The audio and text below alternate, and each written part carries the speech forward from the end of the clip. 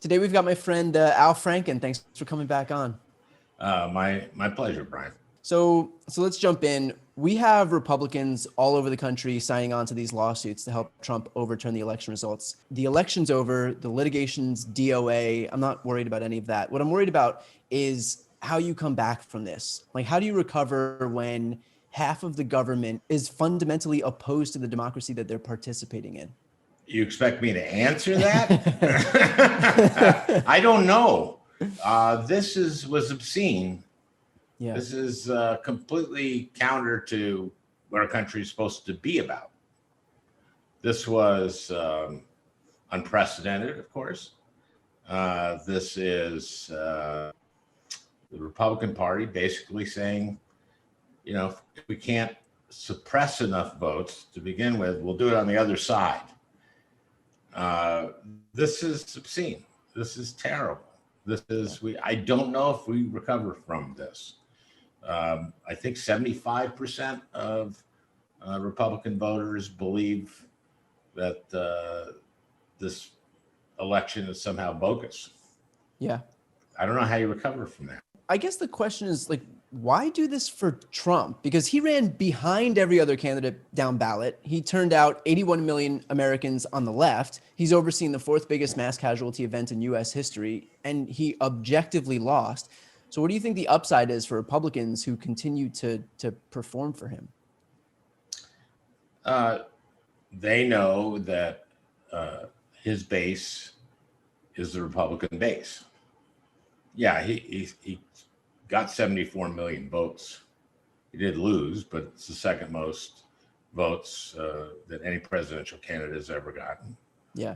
And they're afraid that if they don't show this loyalty to him, that they'll get primaried and that'll be the end of their political career.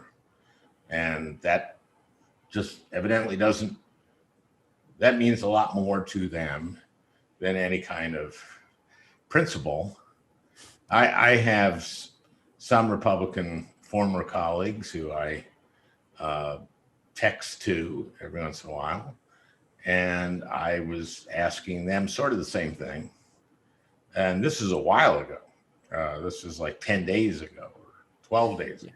Yeah. And I was saying, in Trump years is in the Trump era is years yes. in normal people's lives. Yeah.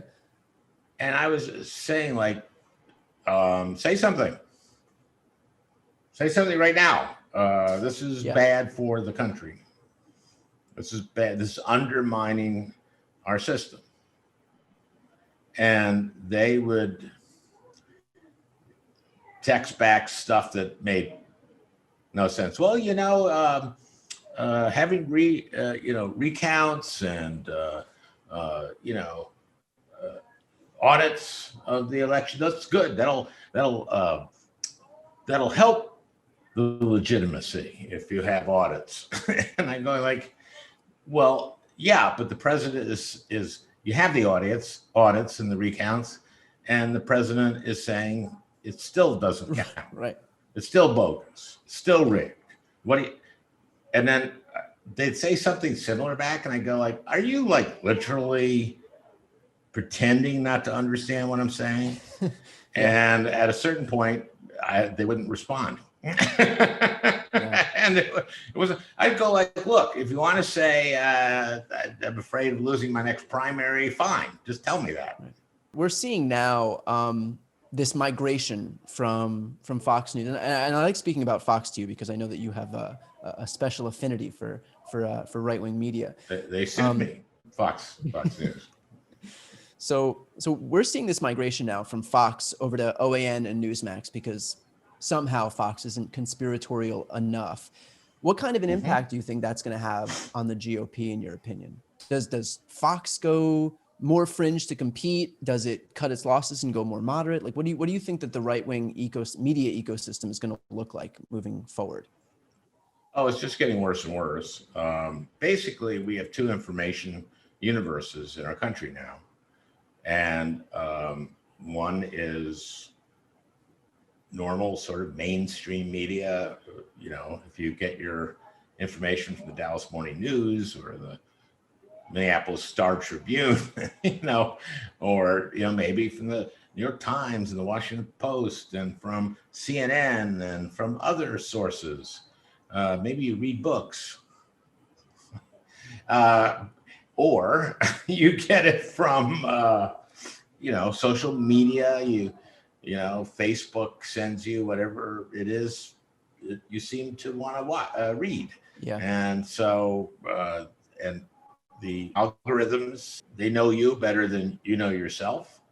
And they're all about confirmation bias, and they're all about their business model is keeping you on as long as possible so they can advertise more to you. So that's their revenue stream. That's their business model. We have these now two universes of information. And it's, when Joe Biden says, I want to unite America, unite people, good luck. There's a part of me that doesn't blame the people who get their information from these news sources, because you can't know what you don't know. You know what I mean? And so much of the information that they get when they regurgitate it, and it's my own loved ones, it's my own friends and family who bring this information back, and you can see that it is so fundamentally wrong, but if that's the information they're given, then that's the information they know. Yeah, and we don't have enough civic education in our schools. A lot of people don't have the basis of which to make those kind of judgments. Also, a lot of it is about geographical, being in an area that's very red or being in an area that's very blue. But we're getting more segmented in that way as it is. So it's been going in a bad direction. This does not help. Yeah. What the Republicans have done, what Trump has done, is incredibly destructive. And I hope they pay a price for it. I think there were like 17 members of Congress who signed on to this, who said that their election was illegitimate. Right. They were in, they're in districts that they're saying those elections should be overturned. I don't think they should be seated. What I was saying is, you have to assume that if they are actually acting in good faith, then why seat people who think their own elections were rigged, should be invalidated? Like it's a really good argument. I would like to see them make that argument. Oh, no. Go away. You said your own election was illegitimate. Right. No, you can't come in here. I think you're going to have to be reelected in some election that you think maybe 2 years from now you could run again. When I was in the Senate, we had a number of members of the House who said that Barack Obama was born in Kenya, was not an American and shouldn't be president. And I asked my chief of staff, let's make them go through a metal detector for the State of the Union. They can't be in a room with someone who believes is a usurper. Yeah. How do we know that they're not going to do something about it? Yeah. At least put them through a metal detector to make a point. And my chief staff said, no, you can't do that politically. Yeah. And I was kind of not quite sure why not. Yeah. Yeah. I mean, I do wish that we would be able to fight fire with fire and call their bluff. And, if they think their election's rigged, then I mean, you can't seat somebody in the United States House of Representatives. Sure that's fighting fire with fire. I think that's fighting fire with something actually kind of legitimate. Yeah. Yeah. Yeah. I mean, if we're assuming that they're acting in good faith, then yeah, why not? And they don't believe they were elected. You can only come in here and represent your people if you believe you were elected. Well, I want to move over to the issue of accountability. Over the last few years, we've seen so many abuses from Trump to his kids profiting off the presidency to people like Louis DeJoy, who tried to sabotage the post office and almost succeeded. And I'm sure we're going to see, a flurry of pardons that defy every law of justice. But Would you want to see accountability for these people in the next administration, or are you of the mind that investigations are going to beget more investigations and it'll never end? I think that as president, you keep your hands off this. And if people in the Justice Department have legitimate belief that laws were broken, and they believe those are rise to the level of being investigated, then they should investigate it. I just think that the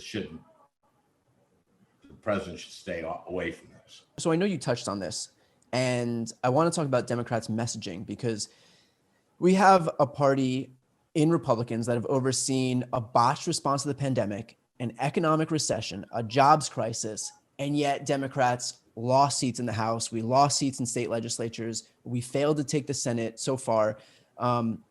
We've heard people like Kelly Loeffler call Raphael Warnock a socialist 75 times at their debate. So clearly they have a plan and they're sticking to it. What's the Democrats' equivalent to what are clearly potent wedge issue messaging on the right? Well, it's interesting. I was talking about this on my podcast about with Maria Teresa Kumar, and we were talking about the disinformation that she basically registers Latinx folks, and she's talking about all the disinformation that they are getting, including disinformation. She got a relative from Colombia warning her about the disinformation that Latinx folks in Miami-Dade were getting. Mm-hmm. This is, and part of what they do now is not just register people, but they have people talk to them about what is disinformation, about real correcting disinformation. So, and we were talking about like, what makes someone want to spend 40, 60 hours a week spreading disinformation? What is, you're trying to get information out there. You're not going like, I'm going to wake up every day and spread disinformation. What kind of person? Lie to people, yeah. What kind of person is going like, damn it, I only spent 40 hours this week spreading disinformation. I should be spending 60 hours. Shame on me. I don't know.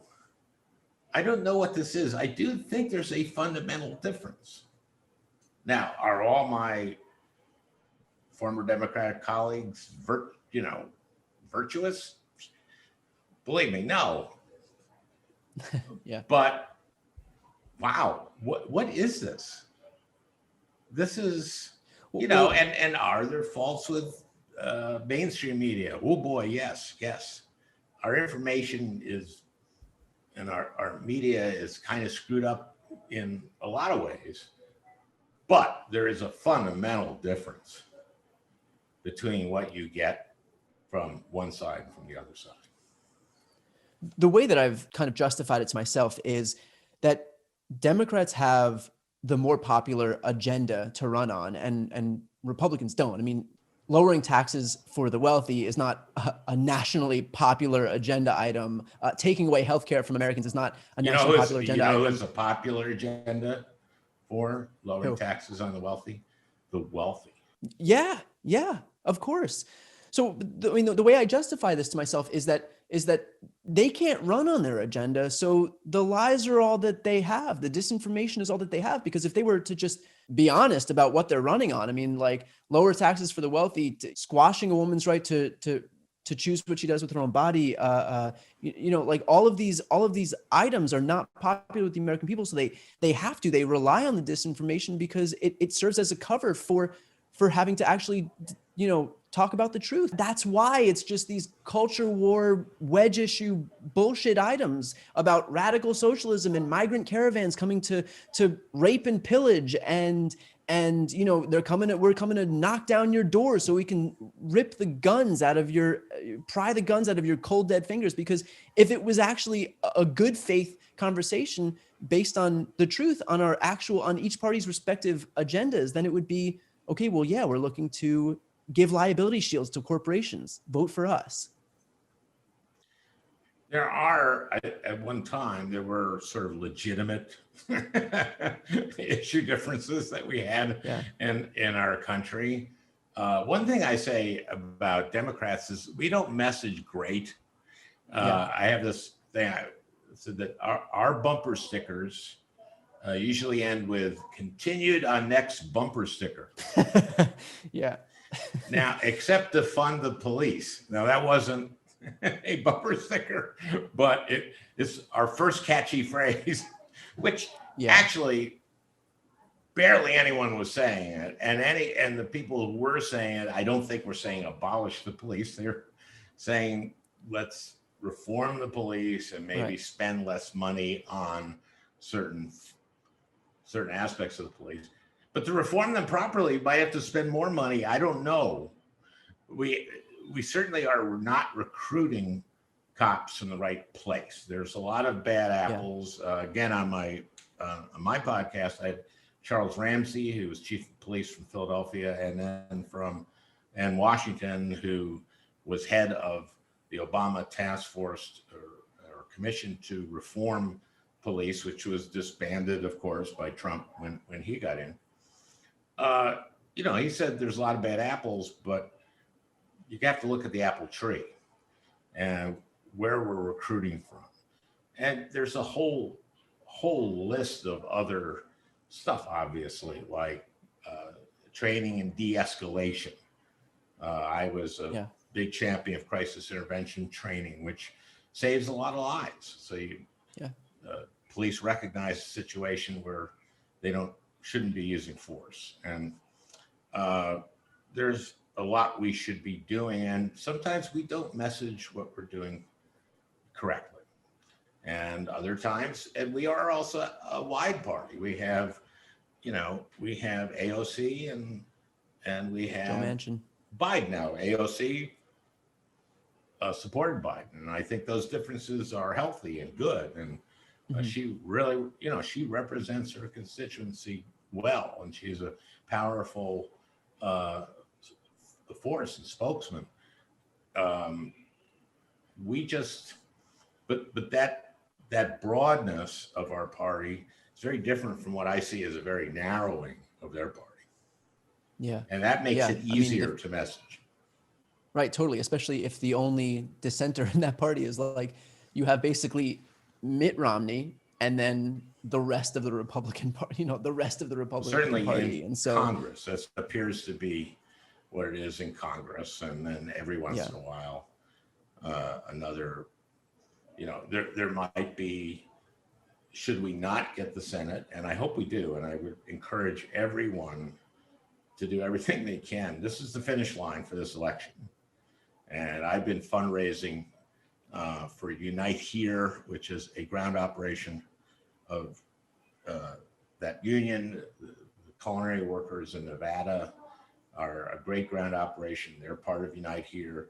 They are on the ground in Georgia, doing a great job. Right now in Georgia, it is not a persuasion campaign. It's a turnout the vote. It's a turnout campaign. It's going to be very, very close. Door knock for Warnock is why I put it. But in COVID stuff, and that's what they're doing. So they're doing that, and they are being very careful during COVID. Every one of their canvassers from out of town has his or her own hotel room. They travel in their own car.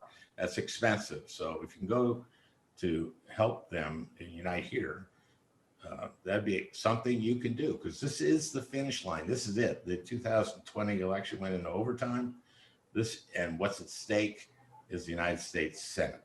Talking about the simplicity of our messaging as opposed to, the continued on next bumper sticker messaging, why not go out and say, and this is what I think we should do, but I'd like to hear your thoughts on this, is just go out and say simply enough,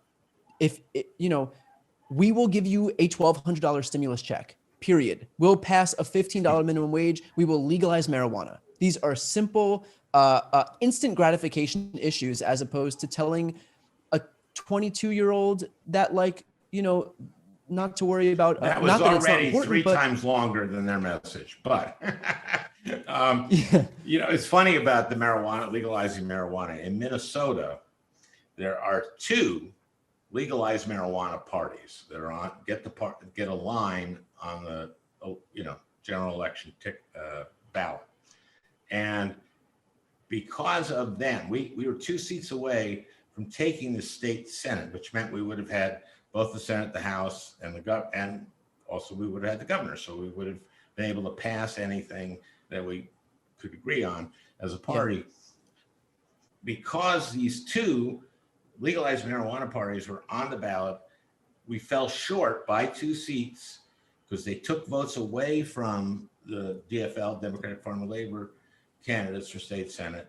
And so we don't have a majority in the state Senate. So we will not have a legalized marijuana law voted on in Minnesota because of the legalized marijuana parties. Now, if that doesn't tell you everything you need to know about marijuana, I don't know what does.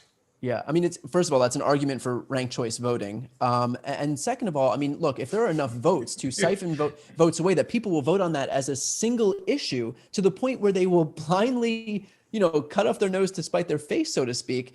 That speaks to the potency of that issue. So, I mean, like, there are simple issues that aren't so convoluted as like, help us protect the ACA so we can protect coverage for pre-existing conditions, as opposed to like, the thing. For example, I think we've discussed this before, Medicaid expansion. The last 5 states to pass Medicaid expansion by referendum in their states are Idaho, Nebraska, Utah, Oklahoma, and Missouri. All very red states. Why? Because Medicaid expansion is great for rural America. Yeah. So how do we not win on that issue? How do people in rural Minnesota not know that issue? Well, because we don't message it well enough. Yeah. We have to be smarter too. We have a large Latino community in Minnesota.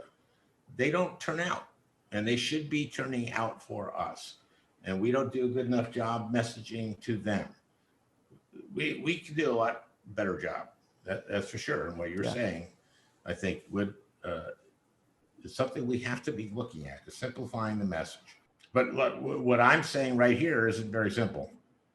No, but what you're saying is right in the sense that regardless of what wing of the party you belong to, if you look at someone like, and this was I discussed this in an interview with Chris Murphy, Senator Chris Murphy, a couple of weeks ago. But if you look at someone like Elizabeth Warren and Bernie Sanders, and they are laser focused on their issues, and that's why they have such an enthusiastic following. It's because every day it is hammering down on the issues that they care about. It is taking, everybody knows that if you talk about taking money away from the top, 1/10 of the top 10%, you're talking about Bernie Sanders, because he is focused on those issues. And so whatever the issue might be, he's a champion on those issues. And in many ways, he is to the right of a lot of Europe.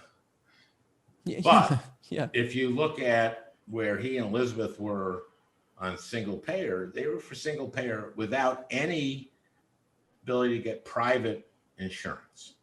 Now, politically, that is not a winner. We picked up 41 seats in 18 on healthcare, basically.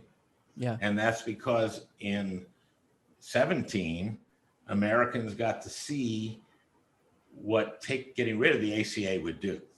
I love the idea that because Joe Biden wanted a public option, he was a socialist who really, really wanted communism, which is what Trump says. Yeah. And it's just like the public option is communism. Joe Biden, the Marxist, the radical left. But they will say that, man, oh man. They will say that Pete Buttigieg said it best. He said they're going to call us socialists regardless of what we do. So we might as well do what's right. Pete was more in the middle there of everybody. So if he says that, then Bernie might as well go, okay, so then let's be socialists. I'm listening to you, Pete. That only makes sense. All right, so I do have one last question. That is, and that is, do you wish, is there any part of you that hurts that you're not still on SNL in the midst of basically of these Sidney Powell, Kraken, DOJ, CIA, Republican governors and secretaries of state, Cuba, China, Venezuela, Hugo Chavez, all conspiring to steal the election from Trump? I wish I was in the Senate. Yeah. That would probably be a more effective place for you to be anyway. Yeah. All right, Al. Well, thanks so much for always joining. A pleasure. It's always great. Always a pleasure, always man. Great talking to you. Anytime. And I'll be there.